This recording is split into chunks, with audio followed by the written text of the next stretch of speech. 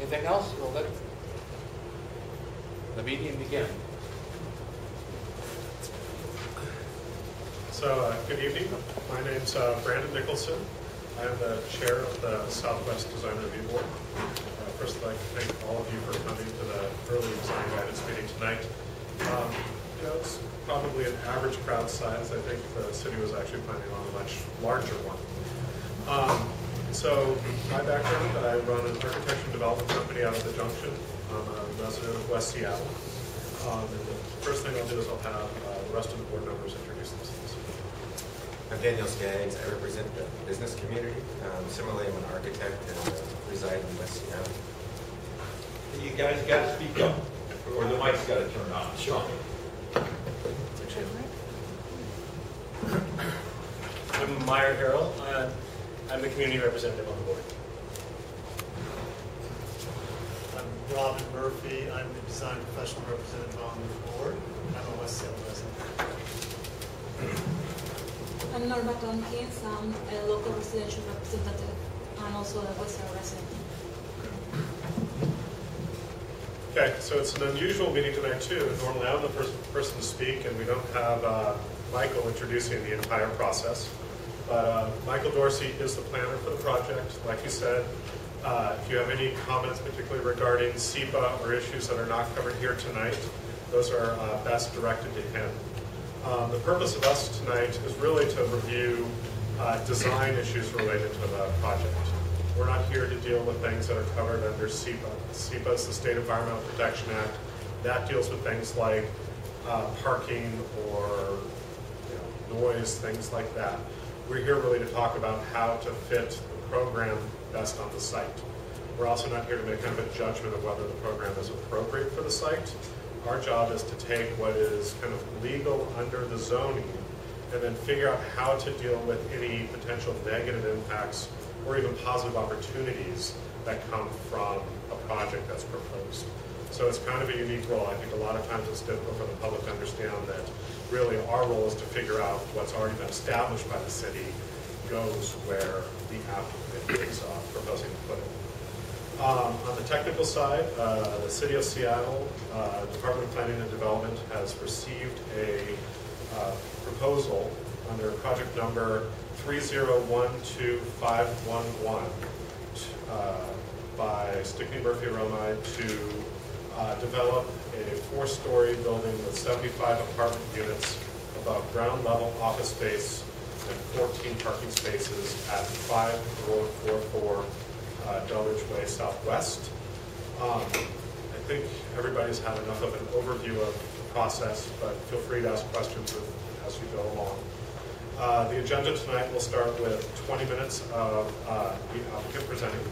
It'll move over to the Design Review Board. We will ask clarifying questions of the applicant. At that point, we'll hand it over to public comment. I will say that I will try to keep you in line. If you're getting towards a SEPA issue, I'll let you know. If you're getting to kind of a concern that impacts the design, we'll try to help kind of suss out the issue with you to get it into the record so that way they've got good guidance going forward. From there, the next step is we move into deliberations. At that point, you'll kind of see us cluster around, and our charge is to go through the design guidance, which you can see on the back of your agenda. And there, our objective is to determine what are kind of high, middle, low priorities as given by the city guidelines. So also, when you're making your comment, if you can couch it in terms of a guideline, that is incredibly helpful to us as a board. After the meeting, as Michael mentioned, the DPD will write a report. If you're a party of record, which definition we covered, you'll get a paper copy in the mail of everything that comes out, as will the board and the applicant. So at this point, all the stuff I would normally say, Michael Dorsey's already covered. So I will go ahead and kick it over to the applicant, and you have 20 minutes.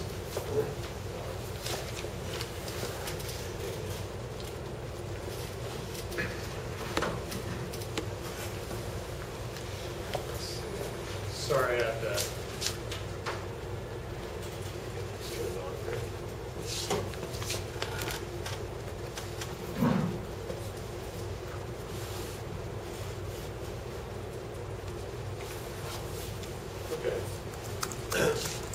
I need to speak through the microphone, or can you understand me right now? Or?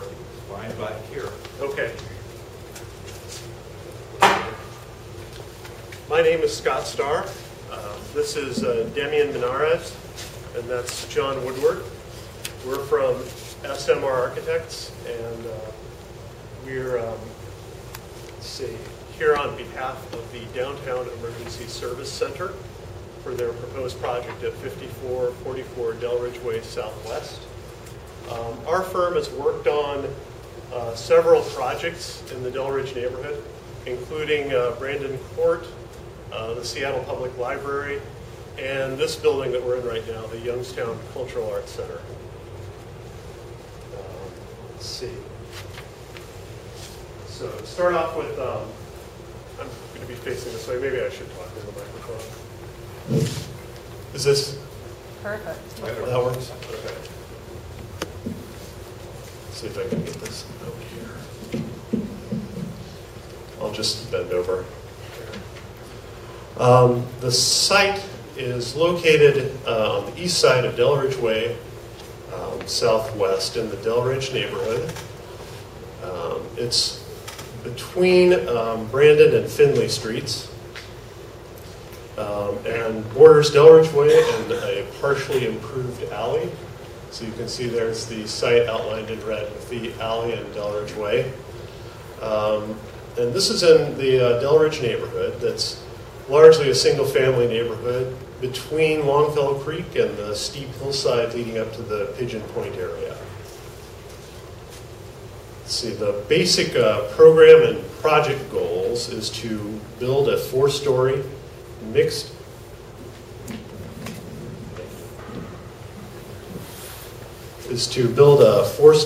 mixed-use residential building with 75 studio apartments.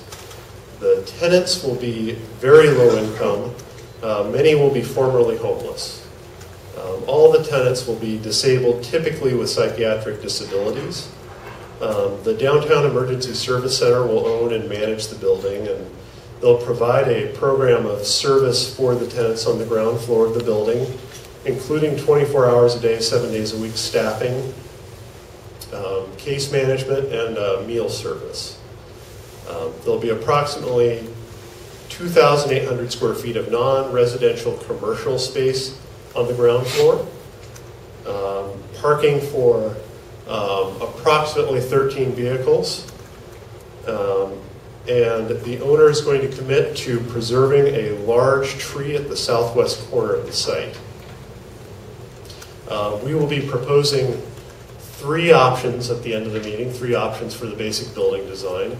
2 of those options will require a design review departure relating to the extent of commercial frontage along the street. And we'll talk about that later as we get to that point. Let's see. Just wanted to go over a little bit about our location in the Delridge neighborhood plan. The plan was developed in 1999. It has a number of strategies that include preserving natural open space, protecting Longfellow Creek, adding to the trail system along Longfellow Creek, and creating concentrated nodes of activity at places where the zoning allows along Delridge Way. Our site's directly in the middle of the central node, or the Brandon node. Here you can see an axonometric of the vicinity. The buildings are all very schematic, not intended to be particularly realistic. You can see the zoning of the blocks around Delridge Way and around the site. The site's right there. The areas in red are zoned NC 240. The areas that are in white are single family 5,000 or 7,200. There's a smattering of property that's zoned low-rise, LR1 and 2. The NC 240 zoning is created specifically to allow a mixed-use residential commercial building, and it has a 40-foot height limit throughout the neighborhood. The zone is designed to give relief to neighboring residential properties by requiring a 15-foot setback above 13 feet adjacent to property zoned residential, as it would be along the alley there. The zone requires 80% of the street frontage of anything built in the zone that's on an arterial, such as Delridge, to be commercial. Here's a little neighborhood context showing the uses in the neighborhood. The light beige are residential, the site shown in red. Commercial buildings are shown in blue, and the gas station, markets, and repair shop, and that tan color along there. So mainly it's a residential neighborhood with the beginnings of sort of a mixed-use node here, with 3 mixed-use buildings of a higher scale in the vicinity of the project. Otherwise, it's a relatively low-scale commercial strip with residential behind. Here's some photographs for context. This is that higher scale node on Brandon and Delridge. You can see Brandon Court in the library building, and further on down there's the smaller scale commercial use on Delridge. Here's the other side of the street with a mixed use residential building here that's directly adjacent to the north of the site. And again, smaller scale commercial style strip development to the north and south of the site. Here's a picture of the site. The red box is not intended to show the height of the proposal in any way, but it just shows the location. The site runs from a large cedar tree that we'll discuss later up to this mixed-use building.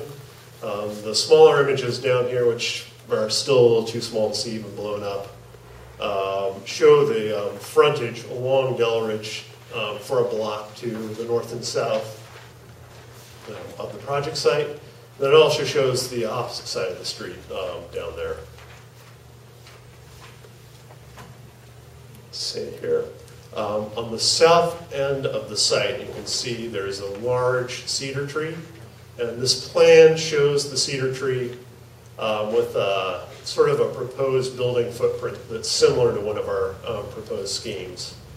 And this is the southwest corner of the site. You can see where the fence ends there is sort of the corner of the site. The tree is, and I hope I'm pronouncing this right, it's a deodar cedar. It's an exceptional tree because of its size, according to the Tree Preservation Ordinance by the City of Seattle. It's a 40-inch caliper tree, and anything above 36 or 30-inch caliper is exceptional. The tree itself is of a species that's native to the Himalayas of India, Pakistan, and Tibet. It's an interesting species. The Sanskrit name for the tree is derived from the phrase, the tree of the gods. The owner has had an arborist out to evaluate the tree in the tree's root zone.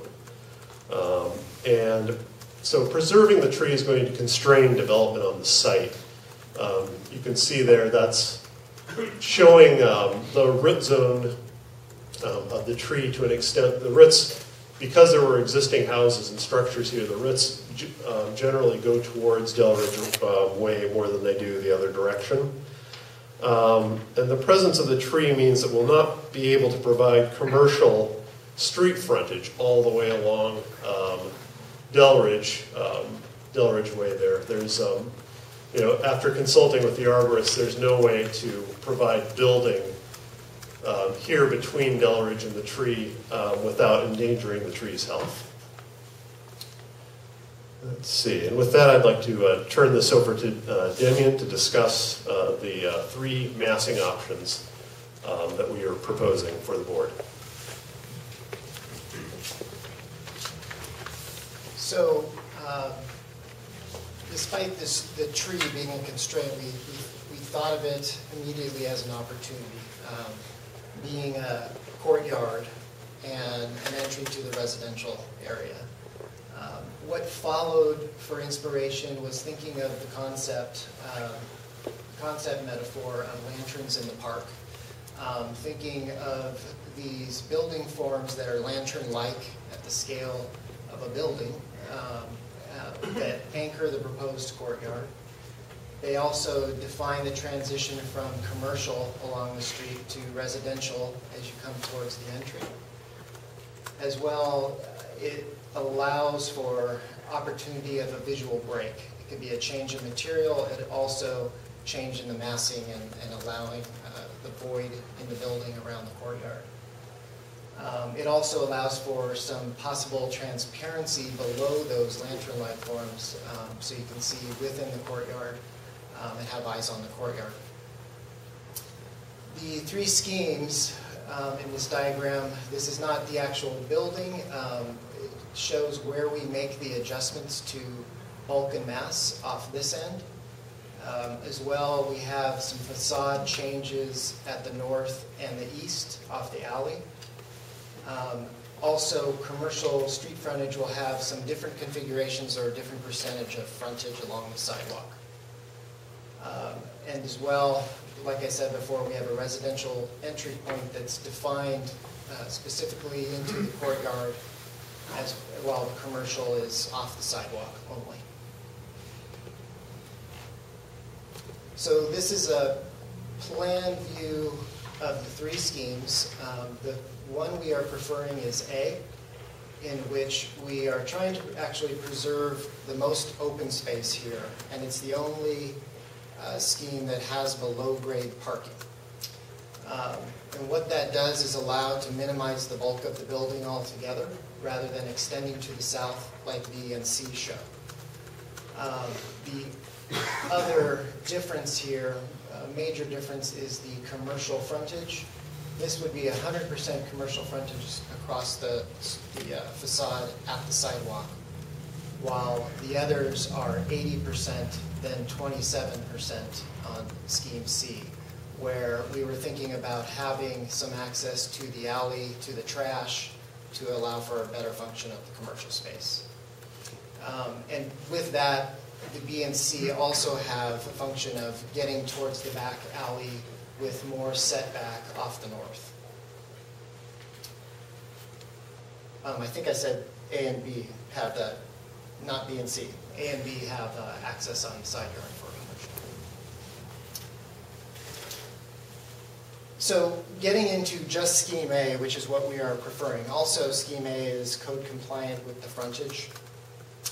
We wanted to just go through some massing and talk about the opportunities here. So scheme A, as I explained before, we pulled back from the south property line to allow for some open space for tenant residential use and to allow it for some continuance here in terms of this semi-private courtyard. It maximizes the open space opportunity, obviously, and if you come around to the back alley on this next view here, you can see we don't have any as much driveway as I'll show you in B and C, where B and C has parking that aligns the alley completely off garages that are at grade. So here we allow for more green space and actually a residential feel or component here that we can apply in terms of material and transparency.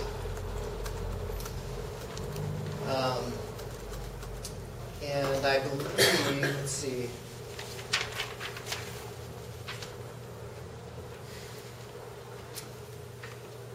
I'll go on to the next slide. So here, once again, we're just showing the concept, trying to put in lines here that show separation of units, the floor lines where the 3 levels above the commercial and residential common area are. So one, these lanterns that I've been talking about are kind of defining the courtyard. And they also allow for material change across the facade. That's what we would like to allow those forms to do, is actually break up the facade when you come around the courtyard. We also intend to vary details and materials horizontally and vertically to define the living units, commercial and residential common area, carefully thinking about the three-dimensionality of these spaces. As well, we're showing here the trellis and that drawing into the courtyard kind of feel, which wouldn't be just by the trellis, but also some type of landscape design that would tie into this lanterns in the park concept. Here, over here is another view just looking north and what those lantern forms might look like. As well, you can see how the void occurs here, which is actually every scheme we have this void in the building to allow for light into the living units. And this is a plan view of Scheme A, where it's a diagram of what would happen below grade in terms of parking and storage, and possibly mechanical. The 100% frontage, offices for residential services directly behind commercial, and a lobby area that has some eyes on the street.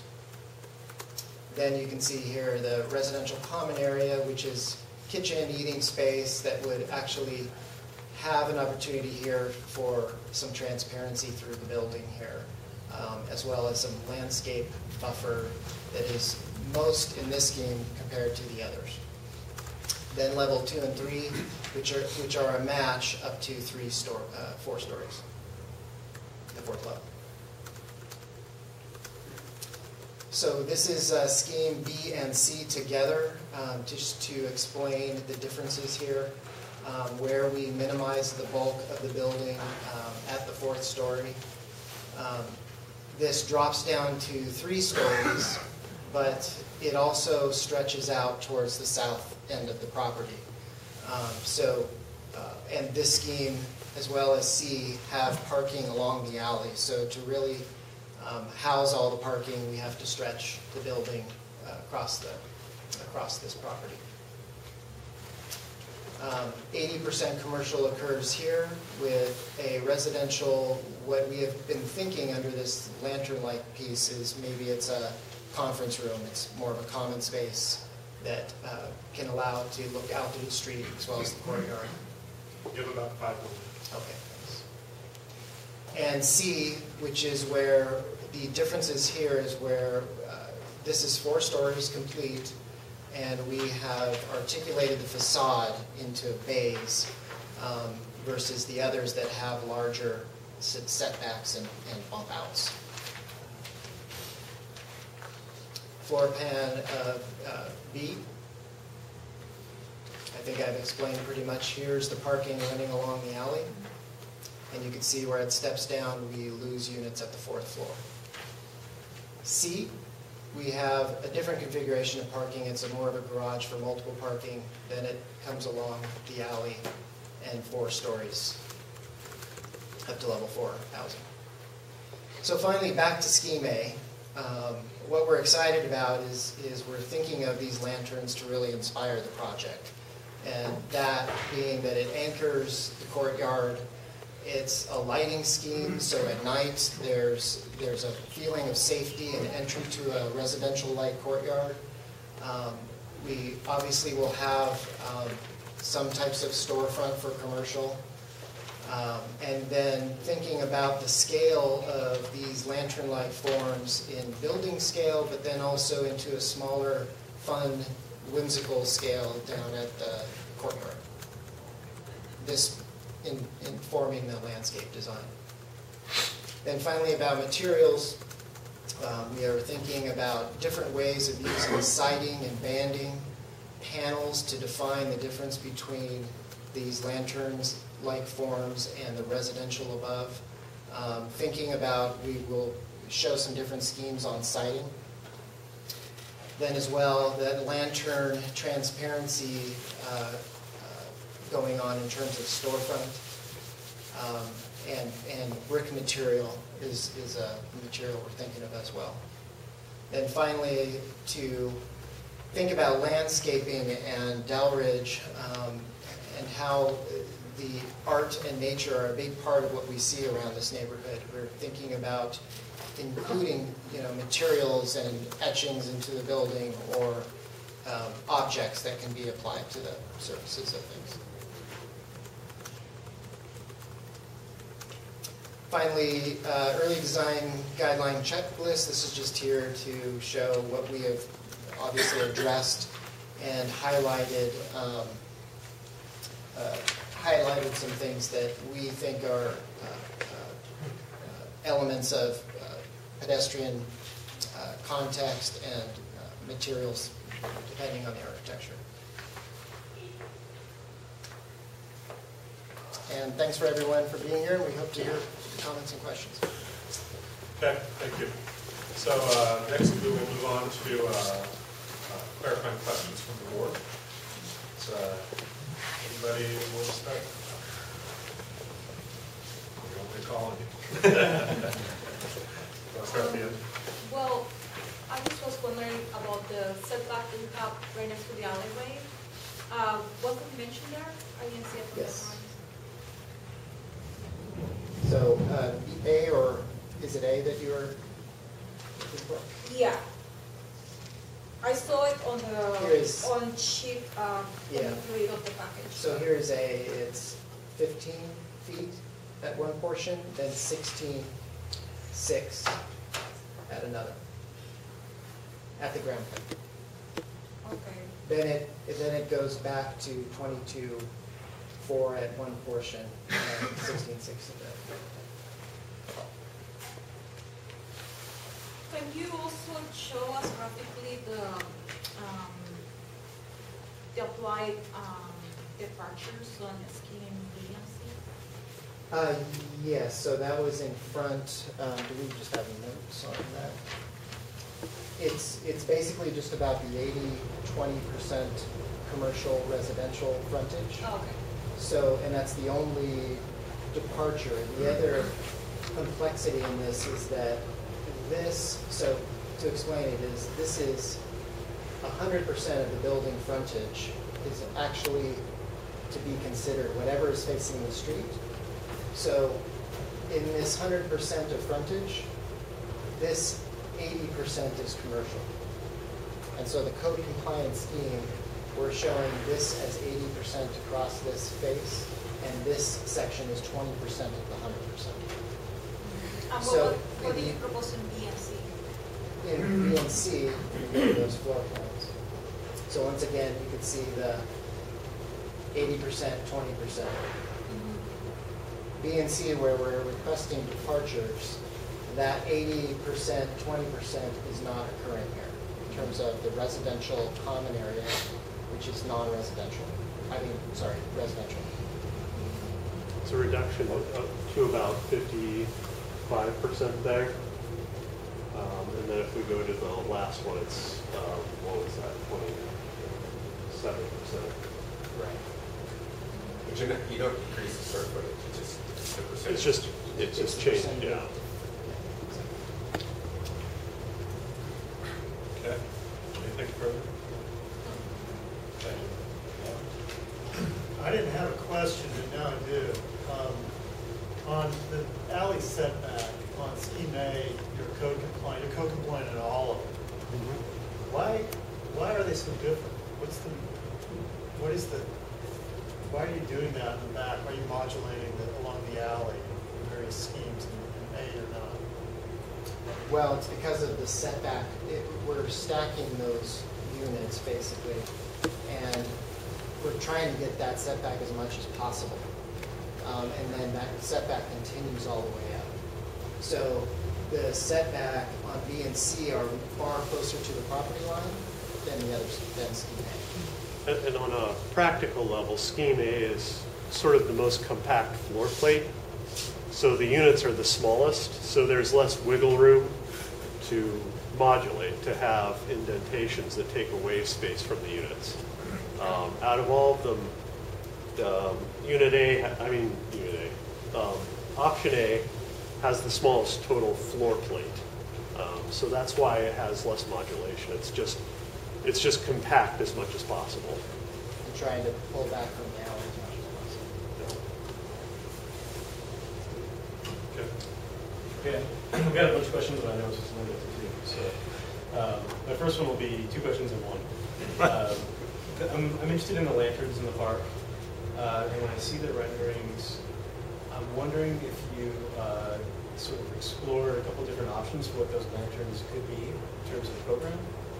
Did you explore ever seeing those as the stair or elevator towers? And did you explore seeing, especially the one on the east side, essentially due east of the cedar tree as the entry, as opposed to having an Augustine tree in the notch on the south sort of portion of the unit? That's sort of all the question. Yeah, we did, and I think why we let it go was we didn't want it to be this grand stair that didn't fit with the program for what DESC uses the stairs for. So it would have been something more grand than what they required, just in terms of the program. So we kind of put them to the back and just decided those would be towers that would be as far to the interior as possible and not seen as a tower. But we did think about that. Yeah. And we still may come back to it. It's just that essentially, I like the idea of a common sort of circulating stair that, is transparent and that would be sort of act like that lantern all the time. It's difficult because we are compressing the space of the building in all schemes to try and make it small, and so we don't have room for a sort of additional stair. We don't have sort of the extra floor space to make the common spaces. We may come back and look at that, because I understand where you're going, that having those sort of lit up as a common space experience would be nice. And having something to look out on the park or the courtyard would be nice. Okay, thanks. And that kind of leads to the second sort of broader question. Just because I'm not as familiar with this building type, I'm familiar more with market rate housing, what are some of the other sort of program considerations? It looks like one is a studio unit as a pretty standard type of unit. The other, like you described, a stair that may be more utilitarian. What are some other things that kind of dictate what happens on the program? That can include things, exterior uses as well, for this particular building. Let's see. The main thing that, it's the units themselves are small studios, so they have a kitchen and bathroom and living space. And they're approximately 325 to 375 square feet each. The common spaces are fairly minimal on the floor-to-floor, on the residential floor levels. And then typically there's a large common space on the ground floor that has something like a dining hall, a TV lounge, sort of amenity spaces. There's also going to be offices for about 4 to 7 people, clinical staff, that are going to be there. There'll be a reception desk that's staffed 24 hours a day, 7 days a week. That'll deal with sort of people coming and going and interacting with the tenants. So the main difference really is the ground floor. The upper floors are quite a bit like a typical sort of studio type apartment. It's a lot like student housing, if anything, on the upper floors. And just to point out on this plan, what happens at the ground plane, this space is reception, receiving kind of area, offices. This is basically circulation, common space for eating where they've got tables that can move around. There's also a lounge for watching TV, and then a kitchen tucked back, with the trash. The other schemes, I don't know if you want to go to DESC, they're going to be similar. They all have kind of the same program spaces spread out and arranged differently. One desire that we didn't get into for some of the other schemes was to have a small presence on the street front or a larger presence on the street front, so that the sort of 24-hour, 7 days a week staff would be able to keep eyes on the street to see if there's anything, any problems out in front of the building. It'd be sort of this, they can keep eyes on the courtyard in Scheme A, but that presence on the street isn't there on the other schemes. Let me flip through those just to quickly show that. So offices could open to this court, and they could open to the side yard and open to the court here. More prominently, offices face the north, and the reception's a little bit more interior. What we're kind of thinking here is this could be a conference space. Sort of open and transparent. Allows some transparency, so they can actually see from the interior out to the street. And then in the third option here, we have office eyes on the street.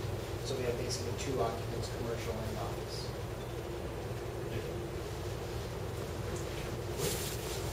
What's the anticipated commercial use of that space? Is it just general use of space, or is there a function specific to this project? There's nothing specific to the project. It'll be just general commercial retail, most likely. We have to have a tenant. I think our client has been sort of talking or trying to talk to tenants to fill up the space, but it'll be some totally unrelated use to the program. In terms of the alley and parking access, I guess, at this point it's just a gravel alley. You're bringing in a lot more cars to this site than using this facility. Who is parking in the spaces? Are they tenants, or is that staff parking? And is there any improvements in that? If anyone's parking, well, just from my experience in the other buildings that DESC operates, the tenants really don't have cars. So there'll be zero traffic from tenants, and by and large, the tenants receive very few visitors, so there's not a lot of visitor parking needed. The staff will, some staff members will drive. They've got a building in the Rainier Valley neighborhood, right along Rainier Avenue, that's got a similar sort of parking count, like 15, 16 cars in a basement garage. And really, every time I visited there, there's been a couple of cars in the building when it's fully in operation. So I think experience says that generally they're not going to be used. It could be great for spillover use from any sort of commercial tenant that's there, actually. And then just a general question. Is there laundry facilities and stuff provided within the units, or is that a general service? At each floor. Each floor? Yeah.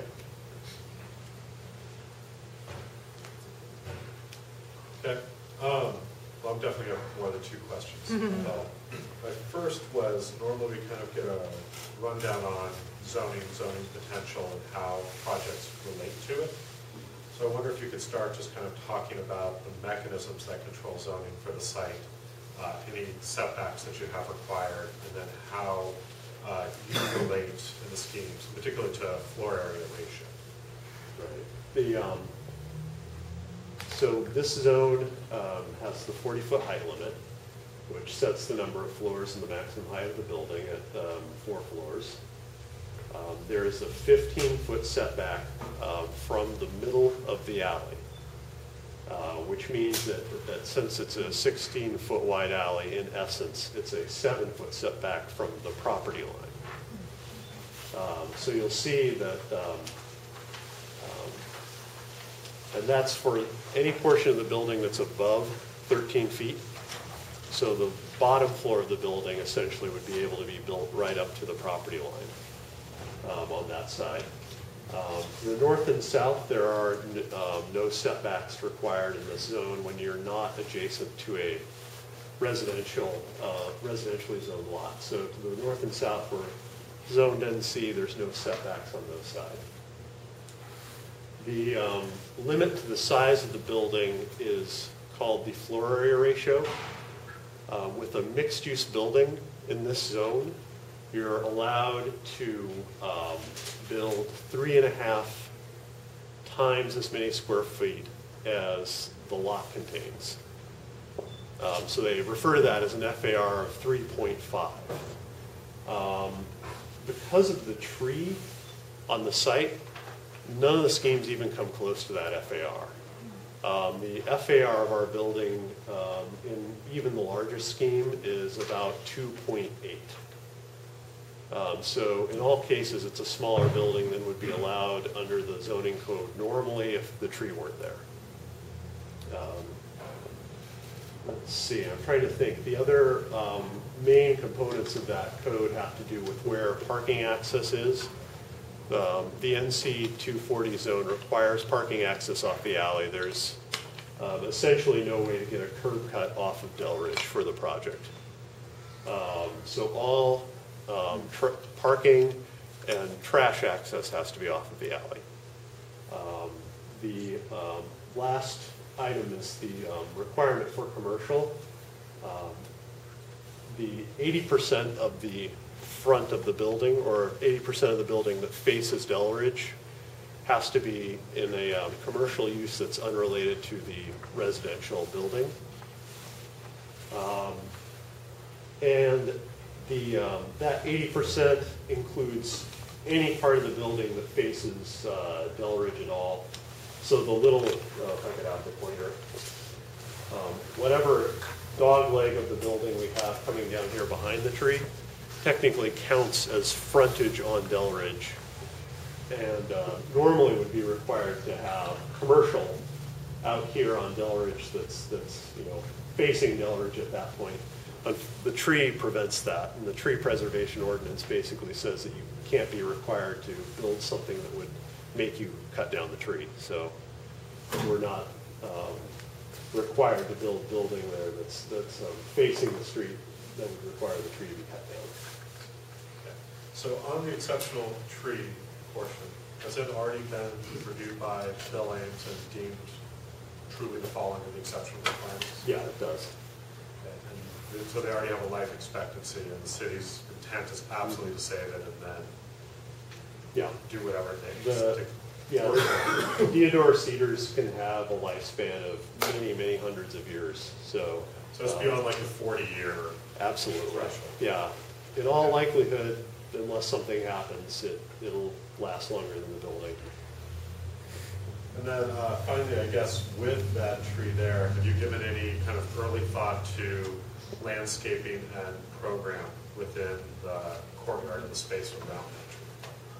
The landscaping is probably going to have to be some sort of shade garden. Just the tree spreads out. It's a kind of cedar that instead of being a tall cone, it tends to spread. So whatever we plant there is going to have to do well in shadow, even though it's the southwest corner of the site and ought to be the sunniest part. So we were thinking of some sort of fern garden in and around here with residential access and seating kind of along the periphery when we get outside of the root zone. The arborist really doesn't want us putting anything sort of permanent or paved within that root zone to allow the tree sort of the maximum ability to get water and nutrients. So in essence, under the tree itself will be limited to some sort of a naturalistic landscaping, probably ground cover, because we don't even want to sort of excavate for shrubs or low bushes. We are envisioning some sort of art fence along here. We have a couple of images of that at the end of the presentation. Okay, great. Okay. One more. On all your schemes, you have a lot of roof decks on the lower floors. Are they just decked over? Some of them have access to the common areas. What's the plan? I think that they'll probably not be accessible roof decks. I think they'll be just roof areas. And then the question on the tree, just in terms of scheme A, putting below grade parking, is there concern with the damaging the roots and stuff going down? There is a little bit. And I don't know if I've got, I think I do. in essence, we're going to try and hold the building to the other side of the outline of that existing house. As an idea that roots generally don't like to go underneath, structures where there's no water or nutrients to get. So if we hold the basic garage to the other side of that building, we will probably have no impact. We may have to provide some sort of shoring. I don't think we can slope cut up into those roots, so that's something we'll have to look at. We're going to take every measure we can to keep the garage to that north side away from the root zone because it is a concern. Okay, thank you. So on to public comment. Can I just see a quick show of hands of how many people would like to make a comment?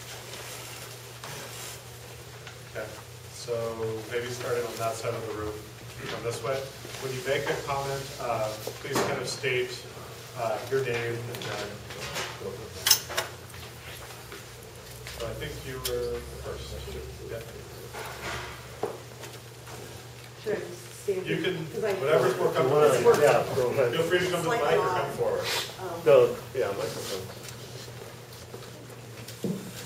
So I'm going to read statements from a few neighbors that I collected as well as my own, so bear with me.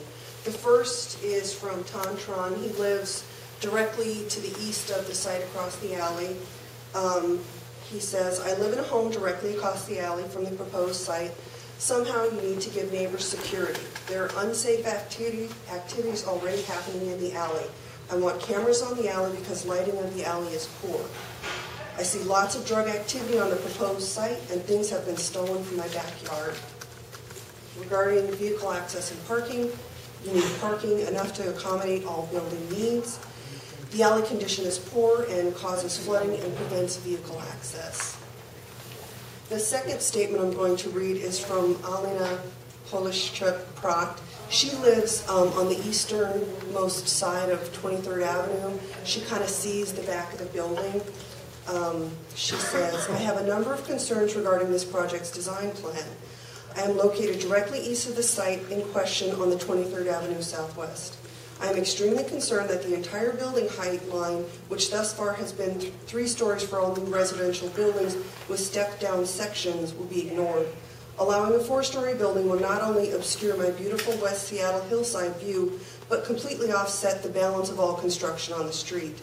I would prefer not to lose the tree on the lot, however, we must have the retail space and keep the building at or below 3 stories, with a vegetated wall on its east side to soften the view and step-down sections.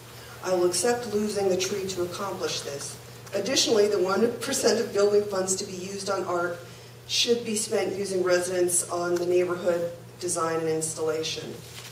She references a few guidelines in question. D2, buildings should avoid large blank walls facing the street and receive design treatment. I will be forced to look at blank walls. I suggest a vegetated wall to soften the blank wall and underground parking limiting building height. A5, respect for adjacent sites. My privacy and outdoor activities will be greatly impaired by this building. I have a balcony and my main living, entertaining area and 4 bedrooms face this location. C1, architectural context. We have a well-designed character for all new buildings on Delridge. Other buildings in the area are 3 stories with step-down sections. We should continue with this design plan. D5, visual impacts of parking structures. I suggest underground parking, limiting at-grade parking structures screened from the street and adjacent properties. And finally, D6, screening of dumpsters, utilities, and service areas. I recommend paving the alley, creating a loading zone for emergency vehicles, and restricting delivery hours. And now to my own statement. As a proud resident of the Delridge neighborhood, I am here to point out the ways in which the design of the DESC Center's housing development can be improved to respond to 3 critically important site conditions in order of priority. Unsafe conditions, proximity to the residential zone, and the Delridge neighborhood plan. Beginning with safety, having personally witnessed suspicious activities in the area, as well as having listened to neighboring property owners complain of persistent property theft, one neighbor has gone so far as to install barbed wire fencing along the rear perimeter of his property, drug activity, and squatting in vacant buildings on the subject properties, as well as those as well as those on the property adjacent to the south. I am convinced that design guideline D7, which calls on development to enhance personal safety, is the #1 design priority. Existing barriers to safety at this site, and if not addressed, potentially resultant from this site development are the large stand of trees beginning in the southwest portion of the site, continuing on to the adjacent site to the south, represent the most significant safety hazard. They block eyes on the street and provide a haven for criminal activities. If the developer is allowed to place residents, no small number of whom are drug addicts, into this environment without first addressing the pre-existing human safety issues, then it is certain that the existing drug trade will increase with dire effects on nearby property owners. While significant trees are an important environmental resource, in this context, their danger to people's safety, security, and quality of life require their removal. If not all of the trees, then at least the one on the proposed development site. Further, if left to stand, the tree on the site will be in conflict with guideline D1 because the section of the building proposed behind the tree will not be transparent, nor allow for a direct visual connection between pedestrians on the sidewalk and the activities occurring on the interior of the building. Similarly, guideline D1 calls for creating lively pedestrian-oriented spaces. When I imagine myself walking past the developer's proposed open space, I experience keen feelings of foreboding and fear. On a related note, I have considerable doubts about the on-site tree's ability to survive the significant construction envisioned in these plans and officially request that an arborist determine whether the proposed limits are actually far enough away from the tree to ensure its health. Continuing on with safety, any at-grade parking installed in the rear of the building will provide cover for drug dealers and block eyes on the alley. Design guideline A8 calls for developers to minimize the impacts of parking on adjacent neighbors. In this case, the applicant should be required to place all parking underground to minimize risks to adjacent neighbors' safety. Lastly, about safety, because a significant amount of illicit activity, including drug dealing, property theft, and squatting in vacant buildings, takes place on the proposed site and the adjacent property directly to the south. I strongly believe all development proposals need to be reviewed by the Seattle Police Department for security purposes, namely Police Officer Francisco Tello, and am officially requesting that such a review be initiated immediately. This development's proximity to the residential zone requires that the second most important guideline applicable to this project is B1, because its rear boundary is on a zone transition and therefore needs to be developed in a manner that creates a step in perceived height, bulk, and scale between the anticipated development potential of the adjacent residential zone. Requiring that the rear portion of the proposed building step down in height, bulk, and scale is also supported by guideline A5 because the 4-story structure the applicant proposes building will necessarily disrupt the privacy and outdoor activities of neighbors residing in single-family homes across the alley, as well as those whose homes are located on the easternmost side of 23rd Avenue, all with elevated residences situated to capture western views from large picture windows and decks. 2 buildings directly north of the proposed development, as well as 2 buildings across the street to the west containing the library and preschool, all step down on the residential zone edge, establishing architectural context as described in Guideline C1. Further supporting a more gracious intersection with the single-family zone than any currently proposed by the developer.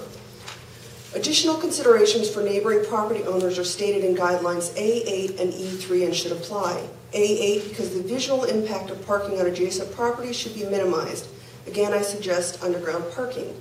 E3 because, as stated above, homes situated on the easternmost portion of 23rd Avenue currently enjoy vast territorial views, and the applicant should be required to mitigate visual impacts to these views, possibly by creating a visual wall. It should be noted that placing parking underground and removing a large tree on site will, in addition to improving safety, allow the developer to maintain desired capacity while reducing height. By making design guideline A4 the third most critical guideline for this development's design, you will bring it into harmony with the Delridge neighborhood plan, which reads, our goal is to create a series of activity nodes or centers along Delridge Way. These compact mixed-use neighborhood anchors, 4 proposed, will provide services to residents of adjacent neighborhoods within compact village centers accessible from walkways, park trails, bikeways, transit routes, and local residential streets. The central node within which this development is located, according to the neighborhood plan, is to serve as the Village Commercial District for the Puget Ridge, Cottage Grove neighborhoods and existing neighborhood businesses. The name Central Node and descriptive reference to it as the Village Commercial District provide clear, concise direction for all future development, which is this stretch of Delridge shall be the retail center of Delridge Way. And therefore, any development on this site should employ numerous and diverse tactics to encourage human activity. In this case, that means maximizing the retail frontage potential and acknowledging through design the development potential of the entire node. Once you realize the maximum development potential of the surrounding properties, you must come to the conclusion that the following guidelines shall also be incorporated into the final design. A9, location of parking on commercial street fronts, and D6, screening of dumpsters, utilities, and service areas.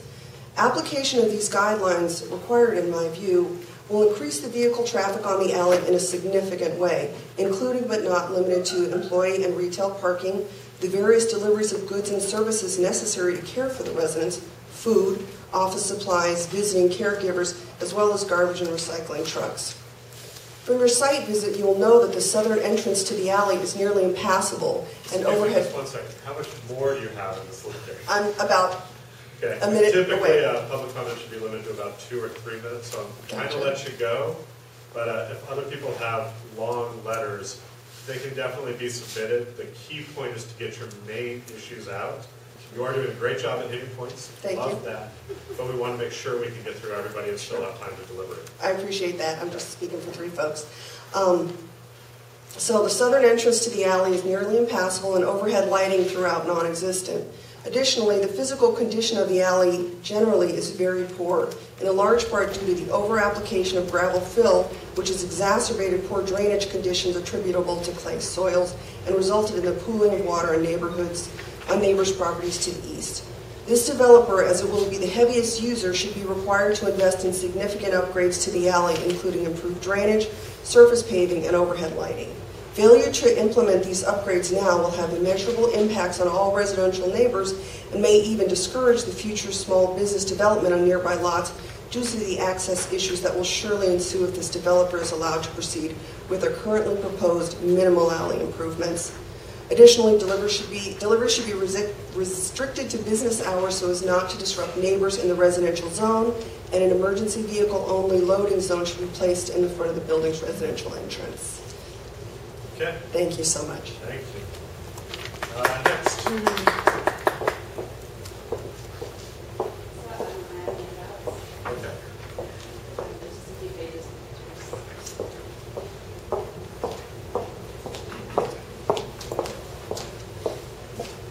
So I wanted to start by thanking you, Brandon, and the board as one of your volunteers, and I appreciate the city giving us the voice. And your name. Oh, I'm sorry. I'm Angela Goodman, and I live at 5437 23rd Avenue Southwest, which is right in the middle behind the alley of the proposed development.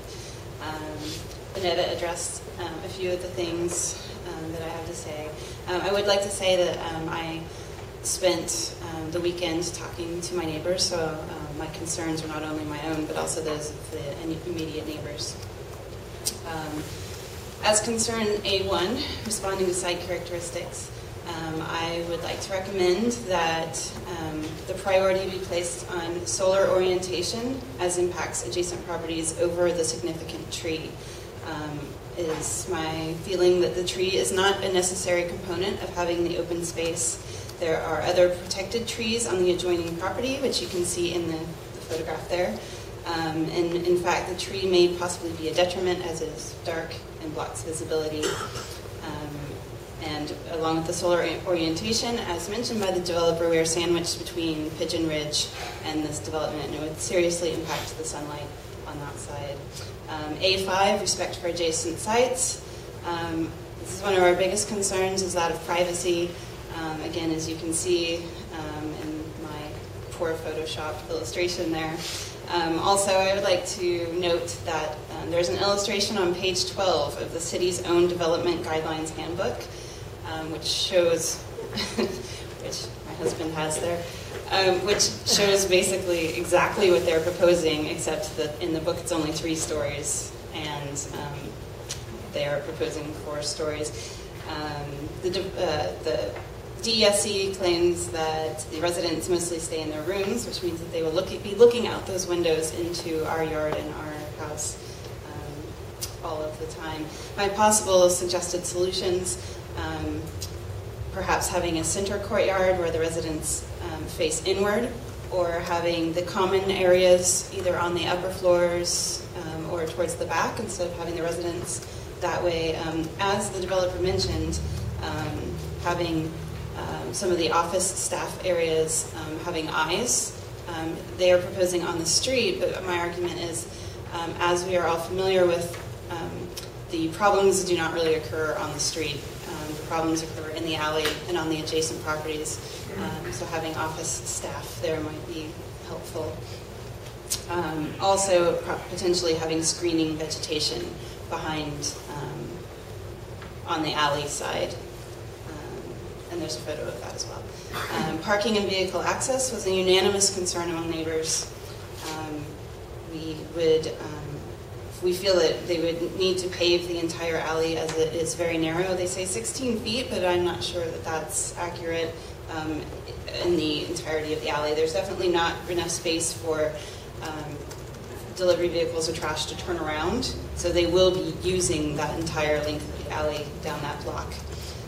And we feel that there needs to be an off-alley area provided for deliveries, trash pickups, and emergency vehicles. As you can see in a photograph, many people, the alley is their egress and ingress from their residence. So there is actually some amount of necessary traffic that would be blocked by delivery vehicles.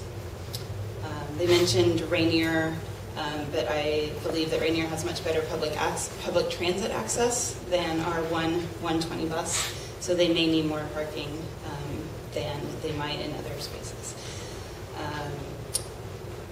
B1, height, bulk, and scale compatibility is probably the number 2. As Vanetta mentioned, it adjoins a less intensive zone. I already discussed the shade. We will be unable to garden or install solar panels. And we have a ridge. It does not match the recent developments in the neighborhood. What we would like would be for a maximum of 3 stories with a step down to the east, which would be consistent with other recent development in the area, and a greater setback than what they have presented thus far. And finally, D11 and perhaps A4, commercial transparency, activation of the street.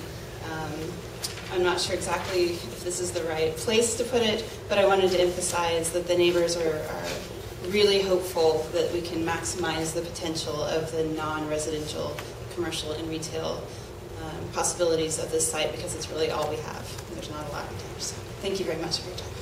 Thank you. Next.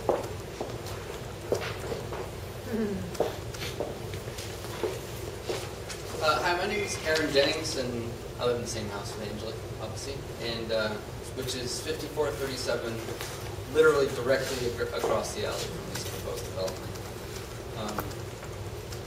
Just a quick introduction on me and our house.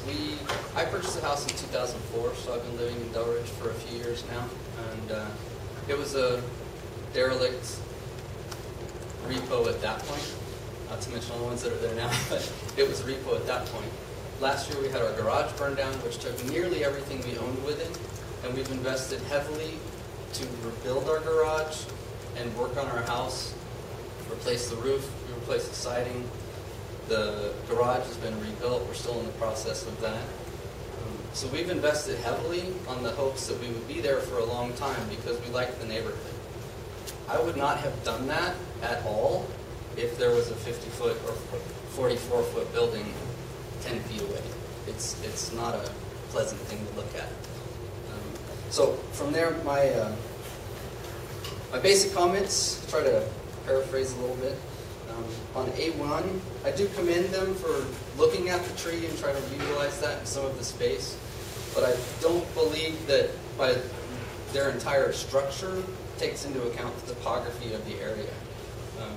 Delridge is already a narrow valley, and when you put a building that tall in the middle of a narrow valley, It makes it half as wide for the people that live next door. So we already don't see the actual sun until, well, this time of year nobody does, but in the summertime we don't see it till 11 o'clock or so, until it clears the ridge. And at this building height, we would lose it at like 2 o'clock in the summer. So it will totally shade our property for a significant amount of the day. So that's as Angela mentioned about the solar orientation, and that ties into the respect for adjacent sites. While the property on Delridge is in C240, whatever, ours is single-family residential, and there are small single-family homes on the other side of the alley. That puts us in a less intensive zone, and them on the zone edge. So I think that there's a lot of examples that show that they really should be looking at the step down to adjoining properties. They've provided zero of that with any of their plans to try to maximize the size of the building. I think they really need to spend some time on that. There can be different roof lines, not a big square box. Sticking some stuff on a box, it's still a box.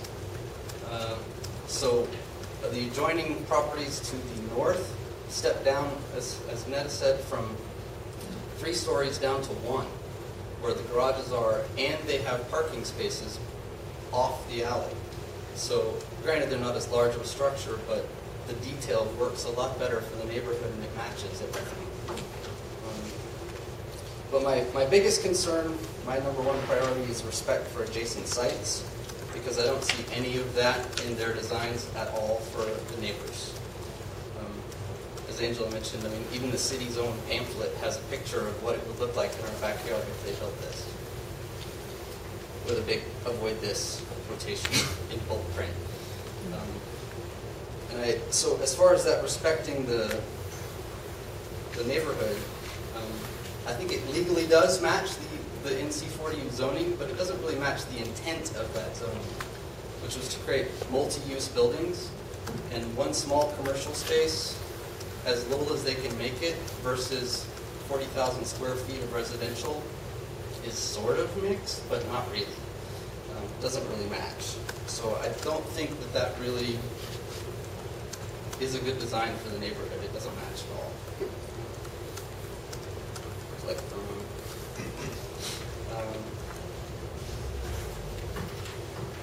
Everybody's talked about the parking.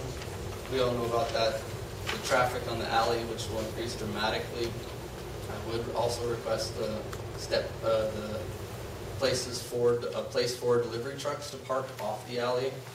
It's my only access in and out of my garage, and if they have as many deliveries as they've said they will, they'll be blocking the alley a good portion of the day.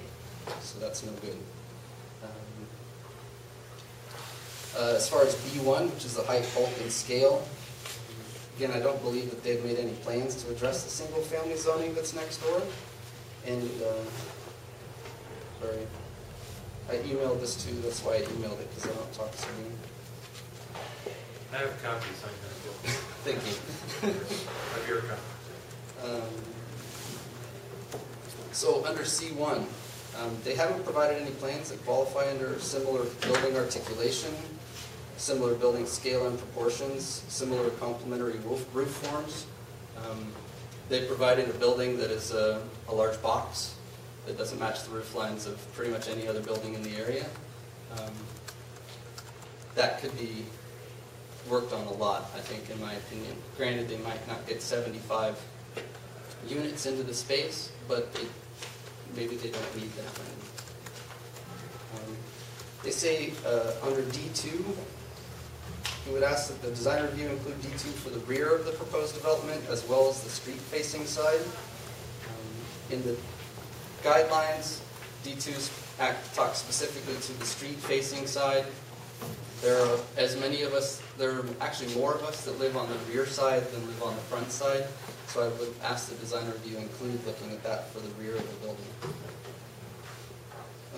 As far as D11, which was commercial transparency, the developer stated this is not applicable to their project.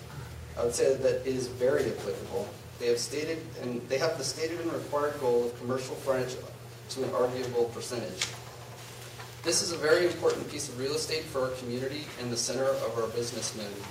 The commercial storefront would be totally transparent to enliven the street environment and encourage pedestrian activity.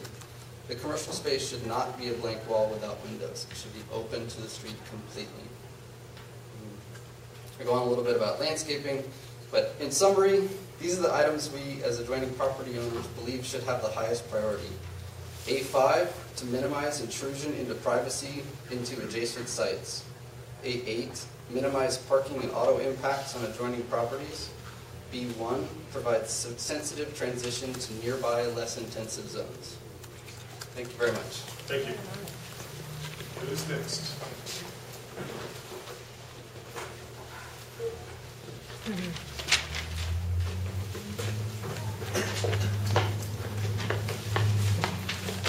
Hello, my name's Patrick Bear, and I'm not prepared like these folks. So. Actually, that's what we normally do. I don't think we've ever had somebody.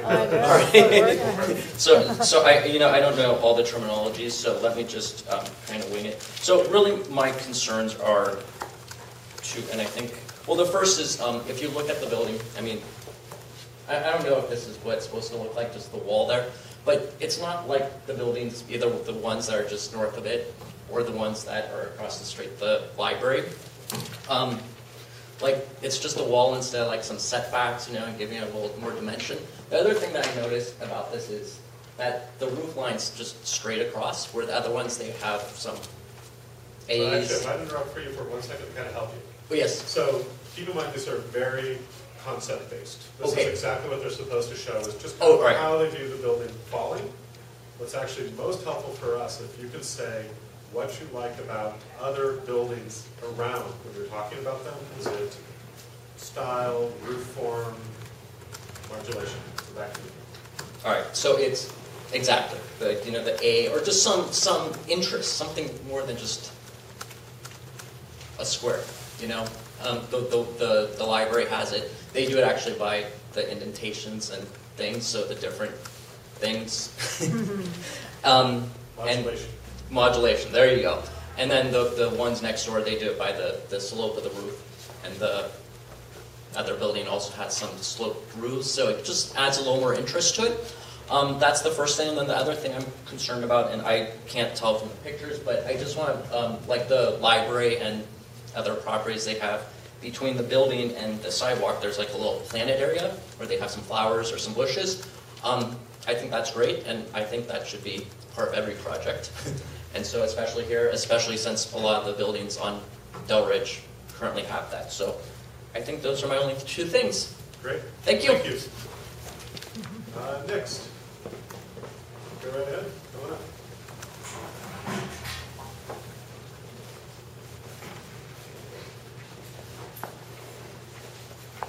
Microphone, I guess. I live on, excuse me. My name is Sagabra. I live actually behind them on 5440 23rd Avenue Southwest. So I'm more not familiar with the design stuff, but I'm a father of 3 kids between the age of 9 and 14. And on the corner on Feeney, also there are neighbors that have kids. That's my main concern. But when I came here and listened about psychiatric this, psychiatric that, it clicks to me, my kids. So the safety of my kids comes first. So my wife works daytime, I work in the evening, my kids are in between. You're talking about the privacy looking at the street, who's looking after my kids? That's my main concern. And the other thing is that they're talking about the alleyway. If I don't know how many people are going to use these places, but if that alleyway is not going to be the only one, they're going to be coming also through the 23rd Street. And that's going to be a heavy traffic. Kids are playing around there, and their safety is another concern. So I don't know anything about design. For me, is that my view is beautiful from what I see. How does that affect me? That's another story. So my main concern is the safety of the kids. And that street still. So is there anything in terms of like the design of the building, where they put entrances? You know, from a safety perspective, like what's your biggest concern? Okay. I'm sitting here and listening about the concern that you have about that tree. You know, you try to do everything that you can about the tree. Now, because you want it to be, to protect that tree, you go from 3.5 to 2.8. That's what I was listening in terms of spaces. Why have it in there? Yeah, actually, I guess, unfortunately, from the tree perspective, and maybe I'll do this for all future comments, as an architect, I've practiced around both exceptional and heritage trees. From a board perspective, it absolutely ties our hands. Like, that's something where the city at a council level has made a policy decision to actually just save trees of certain caliber, and from a designer or a board perspective, we actually lose all control. There's actually nothing they could do to tear down the tree or put a building there. So as much as that's beautiful for us, no, and that's our beautiful. challenge for you is like, how do we get to your goals around that thing that we have no control over? My goal, like I mentioned, is the safety.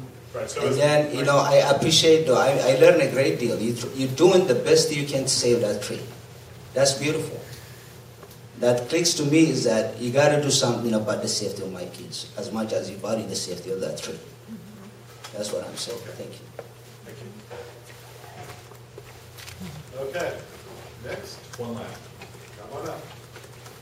You're the last. I think I am. I'm surprised at how many comments it made that I didn't even think of. I want to congratulate my neighbors. I am Ken Christian. I live at 5433 23rd Southwest, directly across from this proposed construction site. My principal concern was the alley. Briefly, I've lived there almost 30 years. About 25 years ago, since we never could get the city to do any improvements in the alley, we rented backhoes and dozers, and we dug it up and we put a drain in that stupid alley, and then we put catch basins in everybody's yards. But we have a flooding problem. Increased building up above on the ridge behind us to the east. We get heavy water flows. In good times, in bad water times, we're deluged. And that alley becomes a mud puddle. These last 3 buildings that were installed, we had hoped that the alley would be improved. We put down a rubber mat and then put 6 inches of gravel over it and compressed it. And that's the alley now. This building will bring increased traffic and heavier traffic. That will be a problem. It was about 8 years ago we convinced the city to tap our homemade sewer system into the city's drain field, into their storm drains. They did that at the corner on Brandon at the alley. That's the only improvement been done. And over the course of these 25 years, we routinely went and got a truckload of gravel and rented a bulldozer, and we ironed it out and laid down more gravel. If we don't fix the alley now, when will we? This is our opportunity. We're going to let them come into the neighborhood, perhaps change the character of the neighborhood. With all the good intent that they're doing, it will change the neighborhood. When I came there, it was on the road to Rat City. You don't hear that anymore.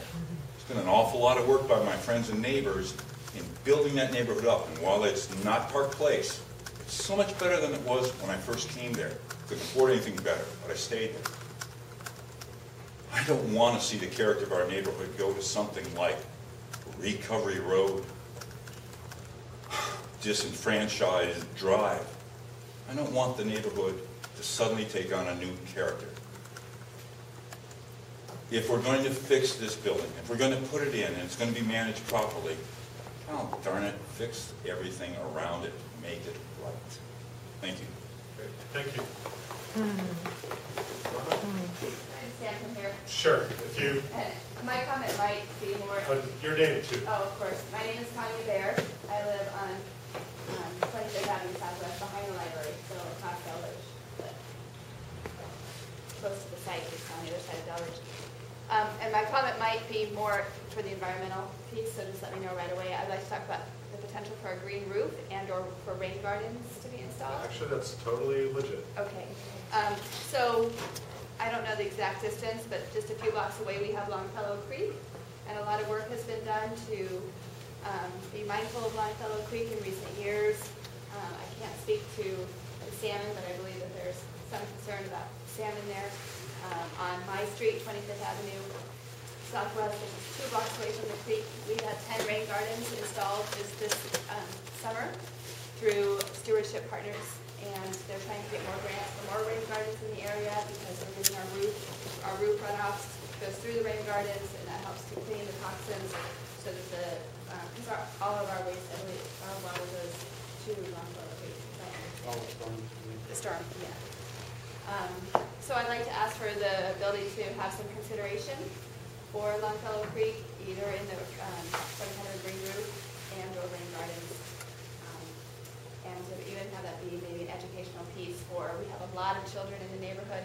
That's been spoken to a little bit here, but we have a preschool, a daycare, a public school a couple blocks away. There's a lot of children moving through, and it'd be great if they have an opportunity to even learn about these kind of stewardship programs. I'd like to see that. Great, thank you. Okay, last chance. Anybody else? Go right ahead. My name is Michael Taylor Judd. I want to say I'm pleased to hear that the architect developers are familiar with other projects in the neighborhood, and I want to thank them for obviously taking care in their packet to show that they're well aware of materials and elements already in the neighborhood. That said, I want to echo a bit some of the earlier comments. I think I'd like to see them look particularly at the library and the mixed-use facility that's across the street, as well as the townhouse developments that are immediately to the north of this property. And as people are pointing out, I think some of the different modulation, the heights, the step downs in heights and setbacks, I'm very concerned that this appears like it's moving towards being a very large, massing, blocky property that doesn't quite fit in as well as the properties immediately around it, not even just, say, a couple blocks in one direction or another. And so I would ask you to encourage them to go back and particularly look at the projects in the immediate vicinity. Great, thank you.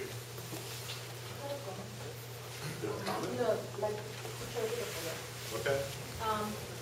I noticed since you were concerned about the rain gardens and all the discussion about the polluted runoffs going to the creek, I think that it would be great if you guys could get some information about you can even check on the blog, the sort of blog, to attend the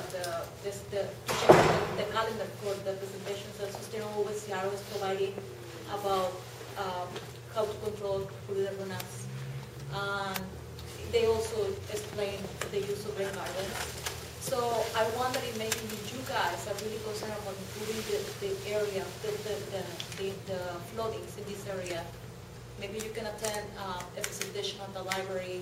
I can mention to them to do a presentation in the library. You guys could attend that. It would be great to promote the creation of more rain gardens in this area. Okay. Any other public comment? Two more. Come on up.